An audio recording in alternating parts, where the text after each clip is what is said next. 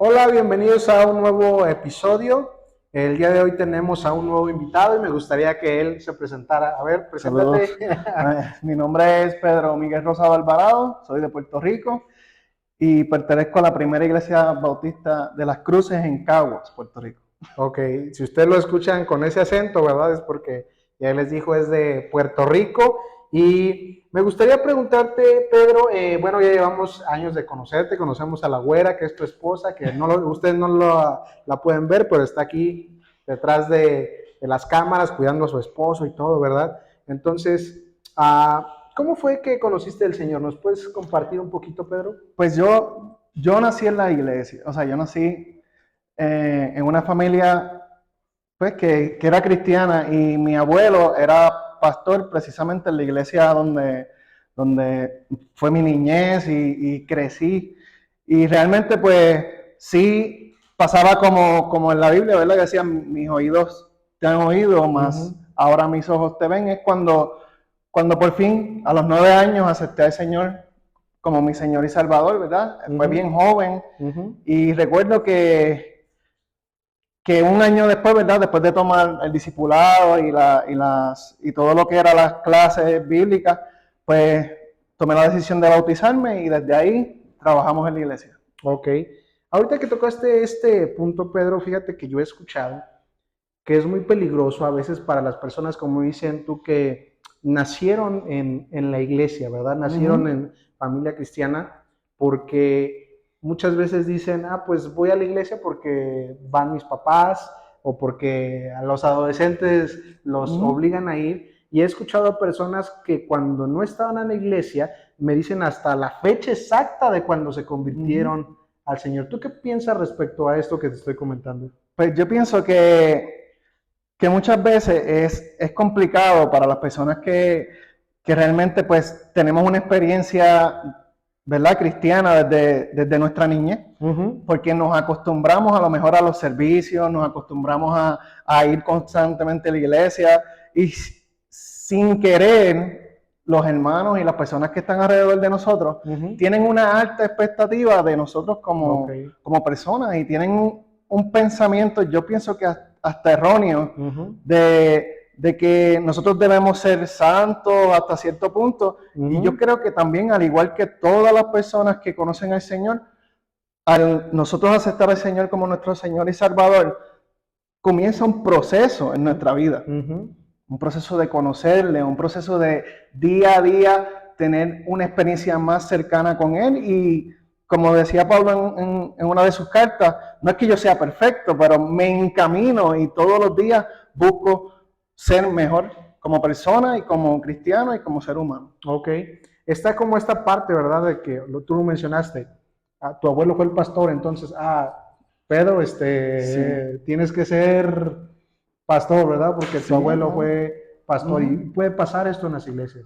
Puede pasar que creen que el pastorado es algo que se hereda. Ok, ajá. Y eso no necesariamente es de esa manera, Uh no, -huh. no todos estamos llamados a ser pastores. Ok. O sea que si tú eres hijo de pastor, ¿verdad? No te sientas comprometido No, a no. que tienes que ser pastor. Ya el Señor te llamará o te dirá cuál es el propósito, Eso es así. ¿verdad? Muy bien. Pero pasando a otra pregunta, yo sé, bueno, yo ya sé el área en la que estás sirviendo y casualmente tú eres la cuarta persona con la cual estamos aquí, ¿verdad? En el Sí, programa que hablamos sobre este tema y es el Ministerio de Alabanza, que es el área en la que sí. tú estás sirviendo. ¿Nos puedes platicar un poquito acerca de esto, por favor? Pues generalmente nosotros centramos el ministerio de alabanza solamente en música. Uh -huh. Es mucho más que eso. Uh -huh. Yo pienso que la alabanza constituye primeramente obediencia Uh -huh. y todos los que servimos al Señor de una forma u otra, sea preparando el culto, sea preparando las cámaras como aquí en el podcast, todo el equipo técnico, todo lo que tiene que ver con adoración al Señor no tiene que ser necesariamente música. Ok.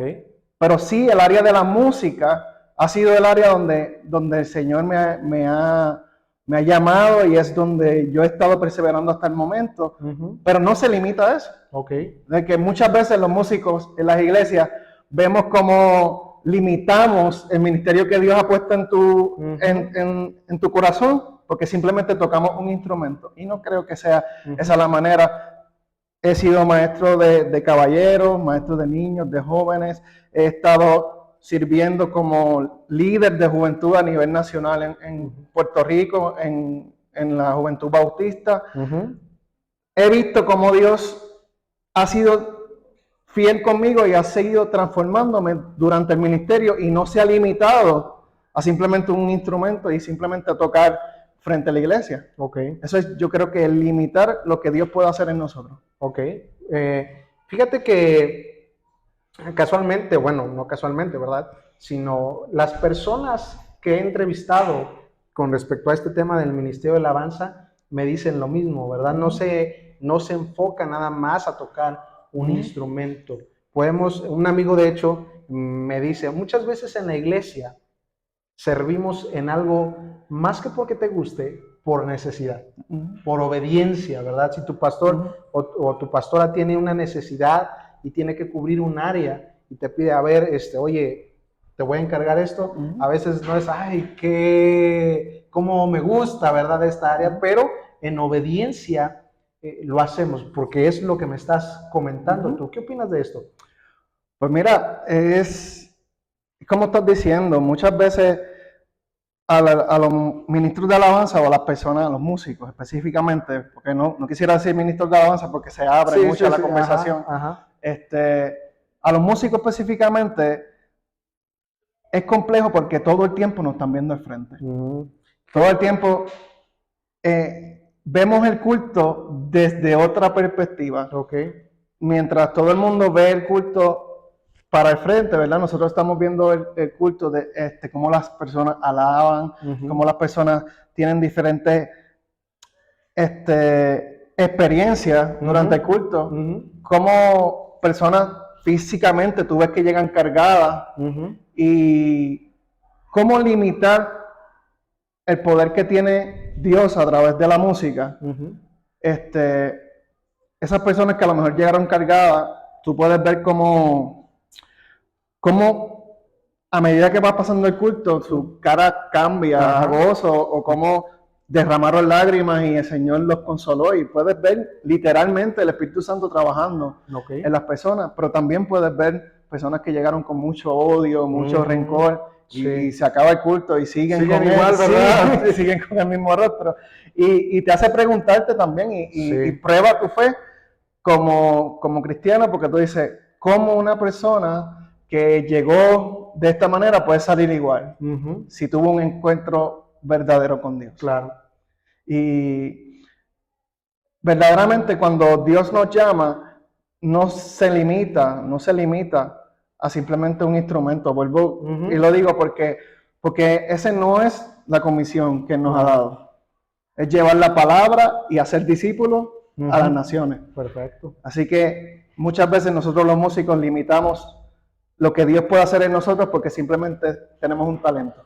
Esto es lo que yo he aprendido, no sé si estarás de acuerdo conmigo, que la música es una herramienta nada más. No es toda la adoración. Porque si leemos, cuando la primera vez que aparece en la Biblia la palabra adoración, es cuando Abraham va con su hijo Isaac y dice, vayamos y adoremos. No llevaban guitarra, no llevaban, ¿verdad? Los instrumentos que hoy en día conocemos. Entonces, los instrumentos, la música, es una herramienta nada más. Y creo yo entonces que la adoración es una actitud, ¿verdad? Que tenemos nosotros, una entrega total hacia Dios. No, y hablando de lo mismo que estás diciendo, es un sacrificio.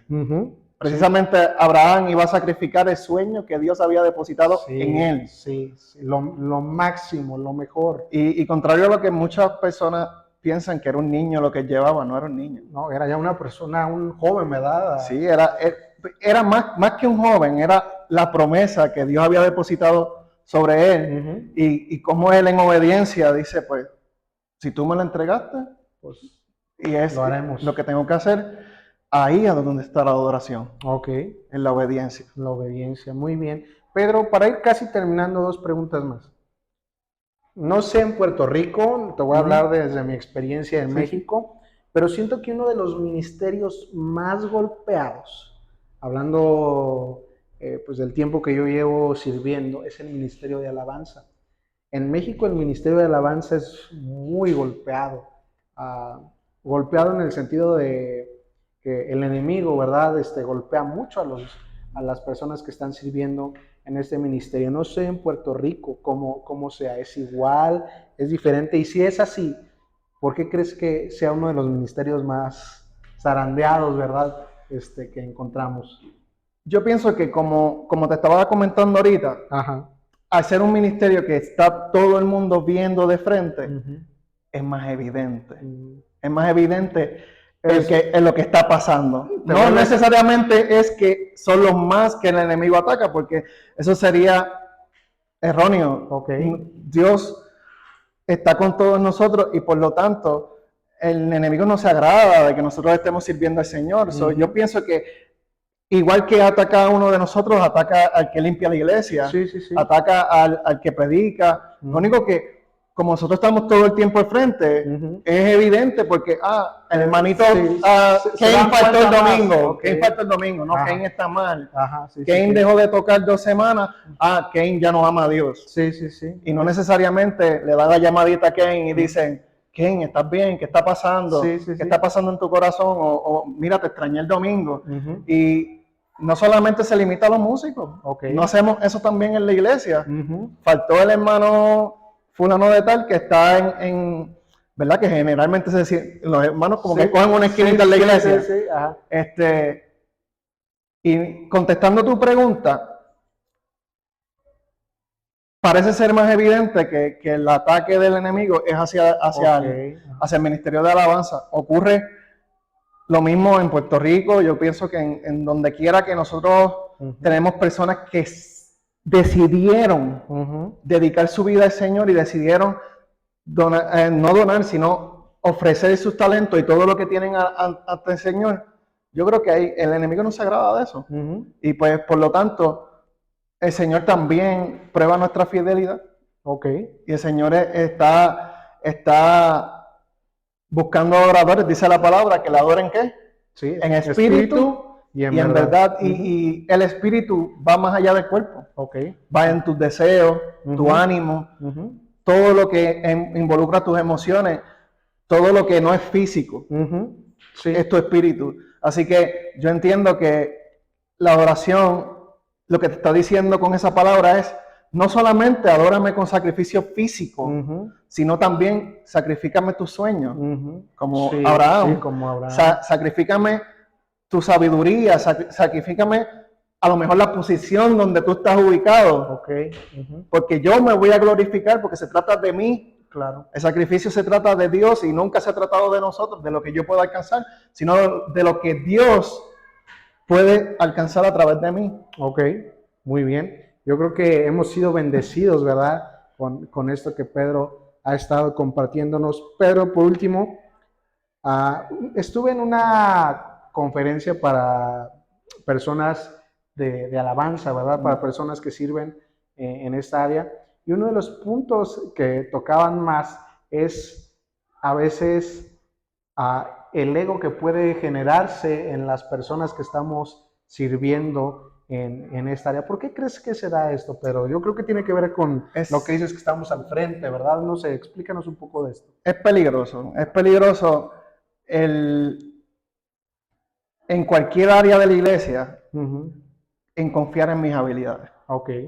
O en lo que yo pueda hacer. Yo tengo buen don de palabra. Cuando yo predico, no es lo mismo que cuando predica mi hermano Kane, porque cuando yo predico, sí se siente el Señor. Cae fuego del cielo. Y la manera en que yo llevo el mensaje, verdaderamente no es la misma manera en que la llevan los demás hermanos. Y eso ya cae en la soberbia. Y quería compartir, ¿verdad? Un versículo que dice en Salmos 33:3, cantarle cántico nuevo, hacerlo bien. Otras versiones dicen con excelencia, tañendo con júbilo, porque recta es la palabra de Jehová y toda su obra es hecha con fidelidad. Yo entiendo que El Señor nos llama a hacer las cosas con excelencia. Sí, hacerlo bien. Pero no se trata de nuestra excelencia, ni de lo que nosotros como seres humanos podamos darle al Señor. Siempre se ha tratado de devolver lo que Él Sí, de lo que nos Él ha nos dado. da. Sí, claro. Y cuando entramos en creer que lo que yo puedo hacer, que todas nuestras obras están por encima de lo que Dios está haciendo, entonces entramos en una zona peligrosa. Que es la soberbia, que es el jactarse de lo que tú estás haciendo y no de lo que Dios está haciendo a través de nosotros. Y durante toda la palabra, desde Génesis hasta Apocalipsis, se trata de que Dios es primero. Se trata de que Él es glorificado. Sin ti, sin mí, Dios se sigue glorificando. Sí, claro. Cuando entró Jesús a la ciudad, y estaban todo el mundo abordándolo y gritando y todo esto, le dicen los discípulos, mira, calla toda esta gente, sí, cállalos. Sí. Él dice, si se callan, ¿quién va a hablar? Sí, las piedras, ¿verdad? Y que muchas piedras están hablando hoy en día en nuestras iglesias. Porque el pueblo que tiene que cantar, que tiene que adorarle, que tiene que hablar de Él, simplemente ya dejó de hacerlo. Dios usa hasta las mulas. Sí, claro. Así que a veces yo digo, gracias Señor, porque yo parezco una mula. de tanto, ¿verdad? Desvío que a veces uno toma. Errores. Sí. Y se trata de eso, no de quién yo pueda ser para Dios, sino de quién es Él. Y cómo yo puedo seguir adorándole. Y si hablando de la palabra que utilizamos al principio, ser de sacrificio, vivo y agradable para el Señor. Una ofrenda, ¿verdad? Una ofrenda. Una entrega total. Pues bueno, Pedro, muchas gracias por haber estado con nosotros. Es una bendición tenerte a ti, a tu esposa, que pues en esta iglesia les queremos mucho. Por último, nada más, dinos qué vas a comer cuando estés aquí en México, qué es lo que se te antoja. Bueno, ya me dieron pastel de carne, me dieron enchiladas, he comido gorditas, ya he comido tacos al pastor, ya no cuento la cantidad de tacos que he comido. Y seguiremos pozole. Pozole, sí. De todo eso, pues. ¿Te gusta la comida mexicana, Pedro? Me encanta. Yo no me enchilo. Muy bien. Ya puede pasar por mexicano. Pues muchas gracias por haber visto este episodio. Despídenos, Pedro, de aquí de las personas que nos ven. Pues a todos muy buenas tardes, bendiciones, ¿verdad? Y que sea de bendición todo lo que se habla en este podcast. Que Dios te bendiga y espera el siguiente episodio. Bendiciones.